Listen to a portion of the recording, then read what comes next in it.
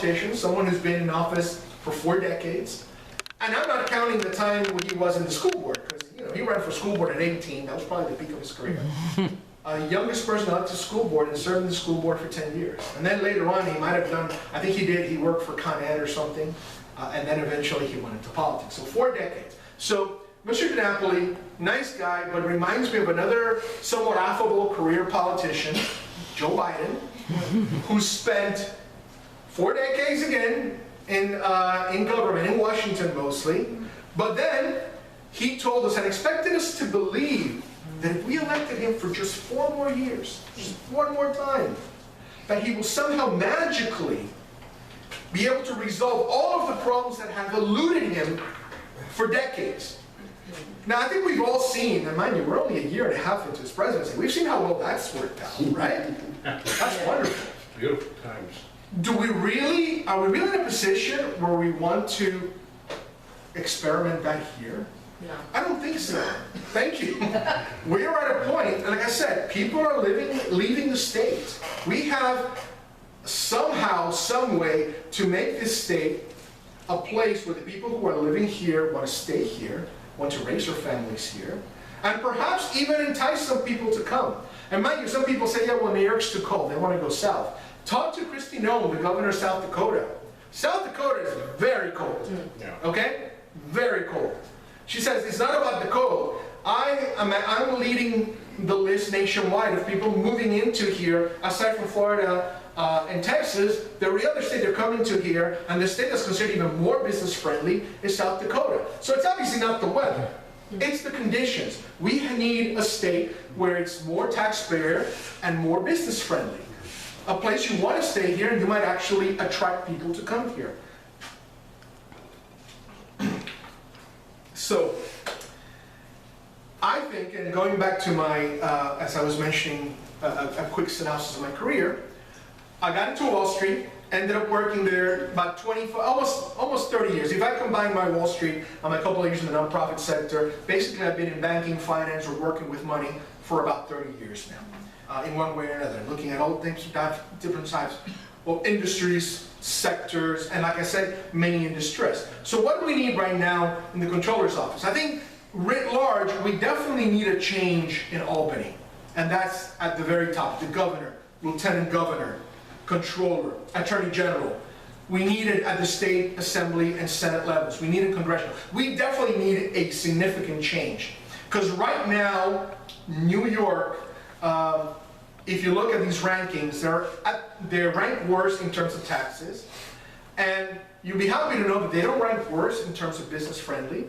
But see, Chief Executive Magazine put out a ranking not too long ago, earlier this year, where they ranked New York, not the worst, that's good, 49. 49. Out of 50 states. Wow. Out of 50 states. Well, we're the financial capital. Now mind you, which one was number 50? California. Oh. But which one was 48? Illinois. Now, I want you to think about this. The 3 states with the largest population centers in all the country, New York, Los Angeles, Chicago, San Francisco, the areas where basically a large concentration of the population of the whole country, are considered the worst places for you to start a business, the worst places for you to invest in. Something's got to snap. Something's got to wake people up. And now, again, one of the biggest challenges we have, not just in New York City, but throughout the state, is crime. It's crime. And, you know, I don't live too far from here. I live in Bay Ridge, Thacker Heights area. You used to see these videos of people going into a store, and people just, they shoplift in a very overt way. No one does anything to them. Right. The police won't do anything to them. In fact, you can't even call the police, they won't come. So they just take things. And my wife actually experienced this maybe a couple of months ago herself. I think she was at Rite Aid or something, and she sees, and that's why we don't like it when we take our daughters, for them to be wandering around. It's like, stay close to us, because, you know, one of these. yeah. So there was someone, and they were just basically taking everything. Wasn't even trying to be subtle about it, because you don't need subtlety right now. And my wife goes to the cashier, and she goes, what's going on? And hey, listen, this is happening. Oh, yes, I know. We can't do anything. They told us not to do anything. Said, what the police won't help.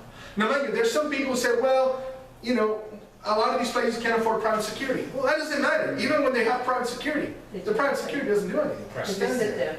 I mean, I remember working my way through school, in high school and college, I worked at Kmart.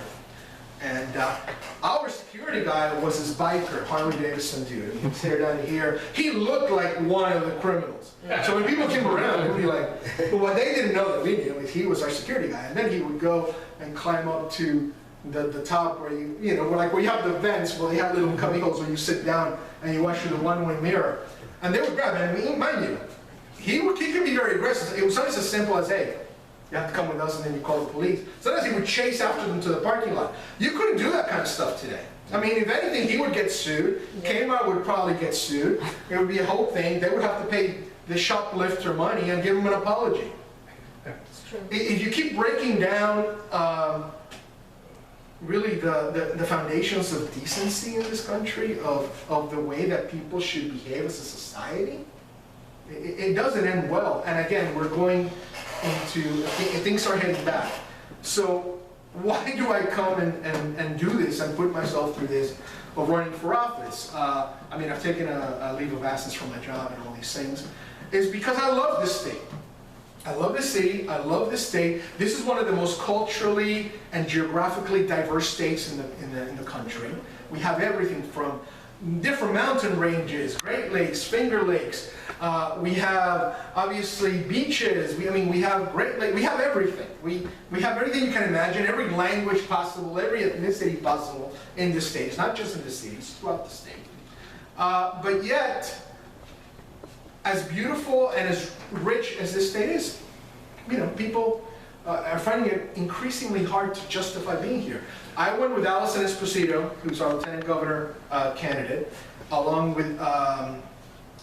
with Joe Pinion, our state senator endorsed candidate as well. We went and saw some businesses in Brooklyn, in Industry City, Red Hook area. And all three of them, I asked them, one was a jewelry maker over by Brooklyn, the Brooklyn Army Terminal. And we asked him, you know, he used to have a contract with Tiffany's, used to have 100 employees. Now he was down to 50 employees, didn't have a contract with Tiffany's, now Tiffany's was doing a lot of the stuff in-house. And I asked him, have you thought about moving to another state? Or anyone say, yeah, all the time, I have. But I want to stay here, this is where I built, this is where my family is, this is where the business I built. And as a jeweler, it makes sense to be in New York, even though, you know, there's still a value to that, to be in New York and in New York City. The other one was a chocolate company, Lilac Chocolates. This is a little bit different. But they do an incredible service because they're Syrian and they welcome a lot of refugees and a lot of immigrants, and they give them jobs there so they get them going. They're not on public assistance and all these things. And then the last one was a defense contractor who they make parts for the landing gears of a lot of the Boeing planes, like the 737, 787, things like that. But again, all of them, you ask them, definitely the allure of moving somewhere else is always there. It's hard to find the skilled work. It's hard to find training. As the jewelry maker in particular said, it's hard to find people that I can train because it takes time, and this is very skilled work, depending on various aspects of the jewelry, whether you're the polishing, you're the setting, you're the designing, whatever aspect you're in the actual smelting part of it and all that. So, but most of them are saying they're not willing to stick around for even 15, 20, whatever dollars an hour so they can learn their trade, then join the union and then do better. They're just not doing it. And we're seeing a lot of that now as well, where the state controller says, again, well, the city, we need to have commuters. We need to have tourists come back into the city. But again, you need to make it in such a way where that is attractive, because the other aspect of it, after being put into lockdown for 2 years, a lot of people just don't want to come back. They say, a lot of people don't even want to do hybrid. They just say, listen, I can get another job being home 100%. Why should I come to the city? And again, why am I going to come into the city? I can't ride the trains anymore safely, feeling comfortable. I go to the city, everything is so expensive. Why? I'd rather stay here, or maybe yet I'll go somewhere else. So this is what we're facing. And this is why it's so important, and why I so need your support so strongly. Obviously, we have a primary coming in on Monday for the governors. Well, for us, except for a lot of local offices throughout the state, but on the statewide level, we have 4 gubernatorial candidates. Obviously, I'm part of the state endorsed slate, but I believe in democracy and I believe in, I respect people and believe in having them vote their conscience. So I'm not going to tell you necessarily who to vote for. I can tell you who I voted for, but you're all free to obviously make your own decisions. But we have the primary coming up, and then we're going to have the other primary for the congressional and the state senatorial candidates. But I think what's really important between now and then in terms of not only support of word of mouth, support of whether you can make a contribution, support in terms of whether you can volunteer to do certain things, but it's remind people from now until November, whether they're Republican, Democrat, conservative, independent, what have you, don't let them forget. Who was the party who told you, we will fire you if you don't get a vaccine? Who was the party who would arrest you if you weren't wearing a mask in a restaurant? Who is the party of cashless bail, of defund the police, of the ridiculousness of ending broken windows policing that have made not just the city but the state as a whole so unsafe? Who is the party that brings you that? Who is the party that the governor literally chose as her running mate, a person that everybody already knew was crooked? You just needed to Google it. He was already under a cloud, under an ethical cloud. At the very least, you should have said, I mean, it's not like you lack for Democrats in the state of New York, right? There's others, right? And I mean, if you're looking for color and diversity, because I know they're getting all into all that, there's there. I mean, if the Republican Party could find the first Latino to run for statewide office, you're telling me the Democrats can't find somebody? And then they put this guy Antonio Delgado, who's like a pseudo-Latino, because he is not Hispanic or Latino, however you want to define it at all. I think his father's from Cape Verde in Africa, so he's got a Spanish-Portuguese name, but it doesn't mean he's ethnically in any way. That's like calling a Filipino Puerto Rican or Latino. No, he's not, Or like calling a lot of the priests that I work with from Goa in India Latino, or calling Dinesh D'Souza Latino because his last name is Portuguese. So keep in mind that I'm not into identity politics, but that's the game that they're playing, because again, since the other 2 Democrats have Latino, they have Diana Reina and then this Maria Archila as the lieutenant governor running mates for the Democrats on the Democratic primary. I guess Kathy Hochul, after first choosing a crook, decided, oh, okay, I'm going to choose this person because he seems Latino, he sounds Latino. But getting back to Kathy Hochul, she had the great judgment of picking someone who, as Alison Esposito likes to remind us, was the person at the forefront of the defund the police movement here in New York City. And she said, well, that's perfectly understandable now why he wanted to defund the police. He's a perp. So that's what she said. Yeah, she's a perp. She said, well, of course, Brian Benjamin wanted to defund the police. He's a perp. So this is what we have. So we have to join together. We have to coalesce. Whatever happens Monday, wherever you happen to sit in on that, at the gubernatorial level in the Republican Party. But we have to break this sort of trajectory, this insanity. I don't know what more of a hyperbolic word I should use of this one-party rule that has basically brought the state of New York to ruin. If you think that what happened to Detroit was terrible, well, imagine now Detroit, but writ large on the whole state of New York. And mind you, again, it sounds like hyperbole, but it's not really that far away. I was looking at some of the state budget items today and noticed that the year, 2021, 2022, right after the lockdown, obviously the legislature decided to really pump up taxes because they were afraid they were going to have. So this is the thing with government. When things are good, they increase spending. When things are bad, they increase taxes. The whole idea of tightening your belt, of reducing spending, is something that's alien to them. And of course, when things are bad, and they say, well, we can't cut spending when things are bad because we've got to support people. Yeah, but you're increasing our taxes. So How does that work? I'm being strapped down, so you say you're gonna give me money, but keep in mind, free money is never free. It's coming from us to begin with. And then it only comes like this, like I take this from you, but I'll give you this much back. And then, by the way, you gotta give me a little bit of that back because I have to tax you for it. Because, public assistance or any kind of public assistance is not tax-free. You gotta tax it. Even unemployment that you actually pay into year after year, and you know, God forbid, lose your job, and we've all been through it, I've been through it. You get your unemployment, it isn't tax-free. You still have to give back to it. And it's like, hang on, hold on. I paid taxes for a decade, I'm kind of down and out. You're giving me all of maybe $400 to $500 at the max. But on top of that, you're still taking taxes away from me, federal, state, everything. Oh, great. Because, it's compensation. No, it's not compensation, it's benefit.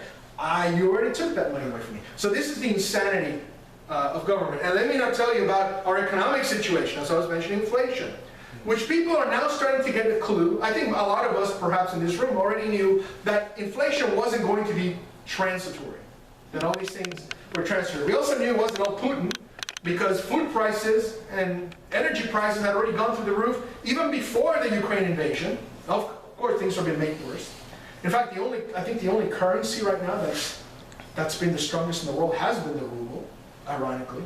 And now the Russians are making more money from oil sales than they were before. So whatever sanctions we put on them have kind of come back to us, but that's another subject. But the point is, you have inflation.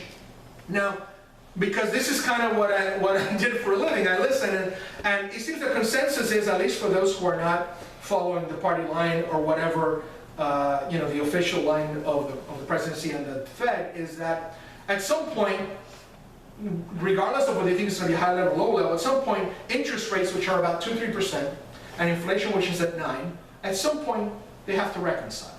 Whether they're going to reconcile up here or reconcile them here, the point is, at some point, they have to reconcile. Because ultimately, you have to make saving more attractive than spending. The only way you're going to make saving more attractive than spending is to increase interest rates, so people will put their money away, or so people will be deterred from taking on so much debt. So you have to get to a point where those two reconcile. But what's the point? Interest rates, if they were ever able to get anywhere near inflation, it would collapse the system. First of all, you would need positive interest rates, real interest rates, meaning that interest rates have to be above the inflation level. So if the inflation level is 9%, you would need interest rates at about 11%, going back to the 1970s, right? So, but the problem is the system is so leveraged that the debt service from basically doubling or tripling interest rates would collapse the system. So you're now faced with this very difficult task of saying, are you really going to be able to get rid of inflation, or are you just going to have to live with high inflation and basically all of the repercussions that that entails? The recession, many people already think we are in a recession. So there's many important things that need to be done. And the reason why I'm speaking to that is, for example, the pension plan. First, let me make a general comment about the pension plan.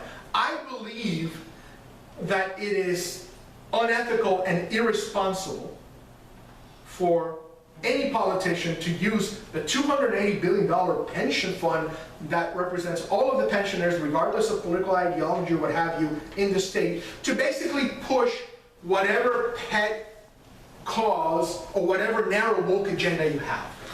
That's what's happening now. Everything from the ESG investing, divesting from fossil fuels, or the most mishandled thing, which has been of late, and hasn't really been handled because they haven't been able to do anything, was the divestment from Russian equities.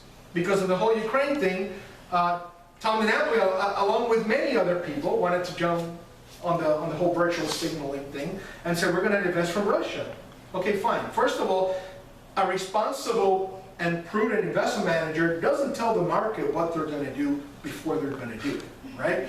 Warren Buffett, you ask him, why are you investing in next? He says, well, I'm not going to tell you. Why would I tell you? I mean, does a general tell the enemy where they're going to attack? No. If anything, World War II, we were trying to tell people, we were trying to make the Nazis convince them that we were going to attack in Calais instead of Normandy. That's what you do. You don't go around and say, oh, I have to say, whether it's Russia or whatever, I'm going to divest, well, I'm going to divest from all fossil fuels because we don't like them. I'm going to divest from all this and make a big thing, and you're going to get a lot of great press and all your woke friends and all your Democrats. Oh, this is so great. You care so much about the environment and about, climate change.